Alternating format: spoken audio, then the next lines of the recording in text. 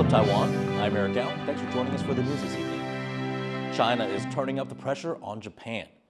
Beijing is calling on its citizens to boycott travel there, and it has cut off imports of Japanese fish over Prime Minister Takaichi Sanai's comments concerning Taiwan. As Japan grapples with this fallout, Taiwan is calling on its citizens to lend a helping hand. Leslie Liao has more. It's not every day you get to see what the president is eating for lunch, but on this occasion, Taiwan's leader is showing everyone that he's enjoying Japanese scallops. His meal is a message that his government stands with Tokyo.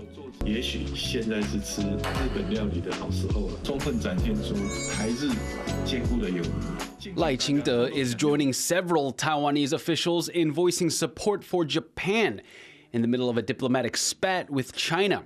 It started after Japan's Prime Minister Takaichi Sanai said that a Chinese attack on Taiwan would be grounds for mobilizing the country's self-defense forces. If China uses battleships and force is used, that poses an existential risk to Japan, no matter how you think about it. China has not taken Takaichi's comments lightly. It has urged its citizens to boycott travel to Japan and has also cut off imports of Japanese seafood. And as Beijing tightens the screws on Tokyo, ruling party officials in Taiwan are urging the public to help Japan out. 借此机会呼吁台湾的同胞，我们这个时候能够到日本去旅游。 Taipei and Tokyo have a history of coming to each other's aid when Beijing applies pressure. In 2021, China banned imports of Taiwanese pineapples, cutting fruit farmers here off from their biggest market. But Japan stepped in, buying up Taiwanese pineapples, with late Japanese Prime Minister Abe Shinzo leading the charge. And when China banned all Japanese seafood imports in 2023 after Tokyo began releasing treated wastewater from the Fukushima nuclear power plant, Taipei continued to buy seafood from that area. But this time, it's not just Taiwan that has Japan's back. On Thursday, the U.S. State Department's deputy spokesperson posted on X, saying his country's commitment to the U.S.-Japan alliance and to Japanese defense is unwavering. He added that the U.S. firmly opposes any unilateral attempts to change the status quo, including through force or coercion. And as tensions simmer, concerns over whether the two countries can find an off-ramp are growing. But at least one analyst warns that things could get worse. China is just starting in terms of the pressure that it's going to put on Japan. And the question is, how will other countries respond to, for example, Chinese tourists not coming to Japan? With no end to the diplomatic dispute in sight, it's now a matter of whether Japan's backers can carry it through the storm, or if China's efforts to get Tokyo to give in will succeed. Justin Wu and Leslie Liao for TaiwanPlus. Taiwan's ban on food imports from Japan's Fukushima region has now been completely lifted. This essentially ends any restrictions Taiwan put in place after the 2011 Fukushima nuclear disaster.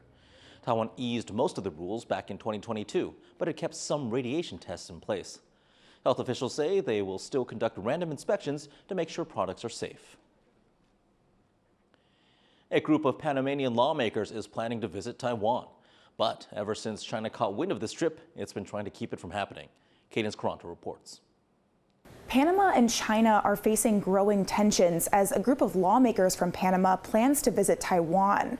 Beijing is not at all happy about the trip. Its embassy in Panama told a local media outlet La Prensa that the visit violates the One China principle.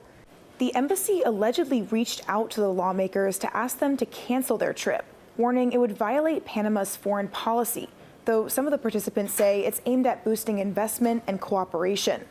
Panama doesn't have formal diplomatic relations with Taiwan, instead recognizing China's government. Beijing opposes its allies having any official interactions with Taipei, which it claims as its territory. But there's been backlash against China's interference. Panama's foreign ministry says it will not accept any conditions or pressure aimed at influencing its authorities' decisions. And the U.S. ambassador to Panama says Beijing shouldn't be involved. Here in Taiwan, the foreign ministry also has some strong words. 台湾正常的国际活动与交往，中国无权智慧，更遑论以不符外交规范的霸道行径，干预他国主权行为，这只会再次凸显中国独裁政权的霸权心态，更会加深国际社会的反感。外交部要呼吁各国政府应强烈谴责中国不当干预他国主权决策的作为。Notably, though, Panama's president made it clear that his government didn't support or approve the trip. It's unclear if these tensions have affected the trip. Taiwan's foreign ministry declined to comment on whether the lawmakers are still expected to come, but if they do come, Beijing is likely to escalate its pushback. Joseph Wu and Cadence Quaranta for TaiwanPlus. China is building up its shadow navy, training civilian ships for use in a potential invasion of Taiwan. Our reporter Larry Isiano has more. Satellite images and ship transponders show 12 civilian vessels leaving ports in China's north, heading south for beaches in Guangdong province. These boats include ferries with ramps that could make it easier to roll vehicles onto beaches and cargo ships that can operate in shallow water without port facilities. Once there, they practice what a beach landing in a Taiwan invasion might look like, unloading military equipment, building temporary piers, and launching amphibious assault vehicles. China's shadow fleet is growing. My guess is that they are trying to develop a kind of large number of the small amphibious landing ships, and during the wartime they will conduct the multi-point small amphibious landing operations. Exercises like these suggest that China is preparing for a land invasion as part of its plans for Taiwan, which it claims and has threatened to take by force. Although the ships are not naval vessels and not built for combat, they could play a vital role in ferrying material in an attack. These ships turn off their trackers to avoid detection, but satellite images show how this shadow navy is a growing threat to Taiwan's security. They may not be in the assault echelon, but they would certainly be irreplaceable for hauling stuff. Getting onto the beach, getting the causeway pieces assembled, and getting them back off of the beach again in 3.5 hours is indicative of a lot of things. It would indicate they've done some training on this.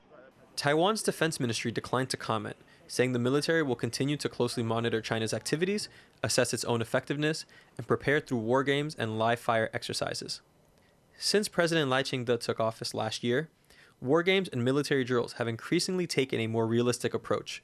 Bayonet training and flashy testing have been phased out in favor of fighting off simulated beach landings.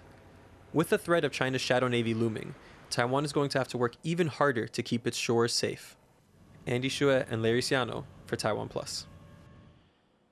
From assembling phones to now building cars and robots, Taiwanese electronics giant Foxconn is strutting its stuff at its biggest event of the year. With new deals announced with ChatGPT maker OpenAI and others, it's trying to show that iPhones aren't the only thing it makes. Chris Gorn reports.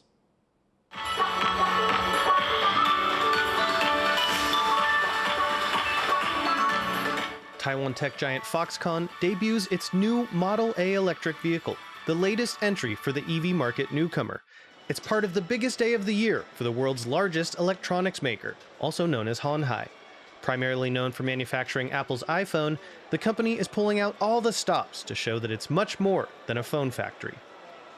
Many people still think Foxconn is only a system assembler.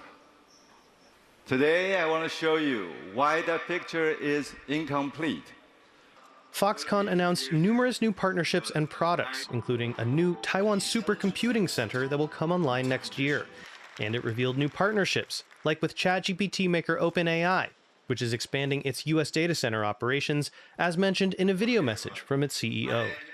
Demand for critical components in AI infrastructure is already far outpacing supply, and we expect that will only continue over the coming years. This agreement is about strengthening the supply chains to meet the existing and future needs across the AI industry. Foxconn's expansion has been driven by its key role in the AI supply chain.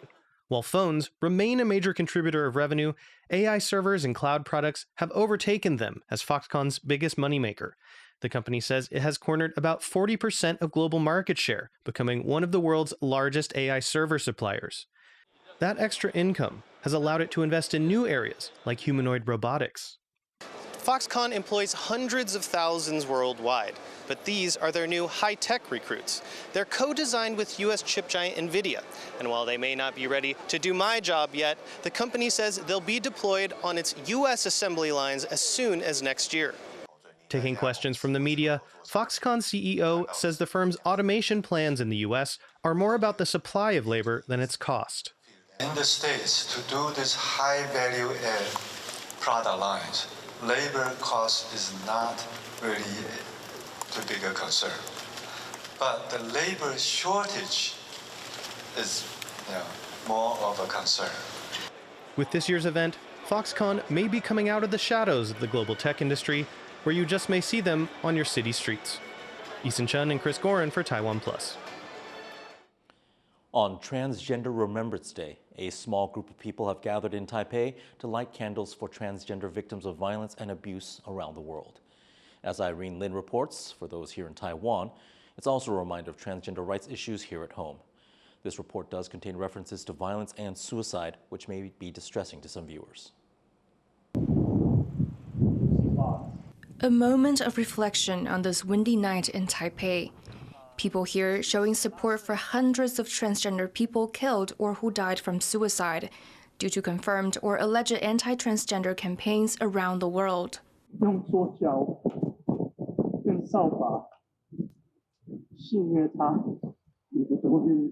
One speaker here marking Transgender Remembrance Day chokes up when recounting the death of Sian Norquist, an African-American transgender man who went through countless forms of torture before New York authorities found his body this February.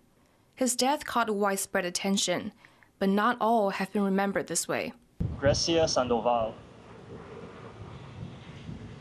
Rosario Sansone. On this night, 372 names are called out, many from Latin America and South Asia, yet none of their deaths were reported by media.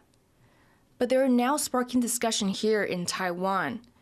Some here say while Taiwan was the first country in Asia to legalize same-sex marriage and is relatively LGBTQ+ friendly, violence against transgender people is often unreported or misreported, and there is no legal basis for prosecuting potential hate crimes. 比如说像南美洲，他们有所谓的 femicide 杀女罪，然后呢，跨性别女性如果遭到杀害的话，检方会以杀女罪起诉。而且我们可以看到，像哥伦比亚还有在巴西的部分州，他们还特别制定了说杀女罪之后，他们制定了杀跨女罪，叫 trans femicide。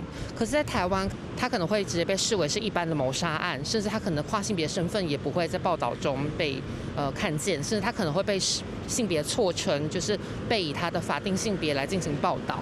It means Taiwan has no official data on violence or murder cases involving transgender people. And because the law still requires psychological evaluations and surgery to remove reproductive organs before someone can change their gender on their ID, some victims end up being recorded under the wrong gender when cases are investigated. 我们现在看到的性别暴力，其中一环就是歧视。那这个歧视让他们很辛苦。 好，那我们也看到说，因为要求要变性，那这个变性至少要100万，而且这个变性以后呢，可能它带来的伤害、健康的问题都是很大的问题。 This vigil has been held in Taiwan since 2014, and with each occasion, more sad stories come to light. But as people continue coming out to commemorate the victims, events like this offer many here some comfort and hope while they continue pushing for change. Howard Zhang and Irene Lin for TaiwanPlus. And thank you for watching What's Up Taiwan. You can visit the TaiwanPlus website or follow our social media for more stories from Taiwan and around the world. Finally, let's head to London for a new exhibition celebrating Wes Anderson's iconic props, costumes, and pastel-colored worlds. I'm Eric Gao. Have a great weekend.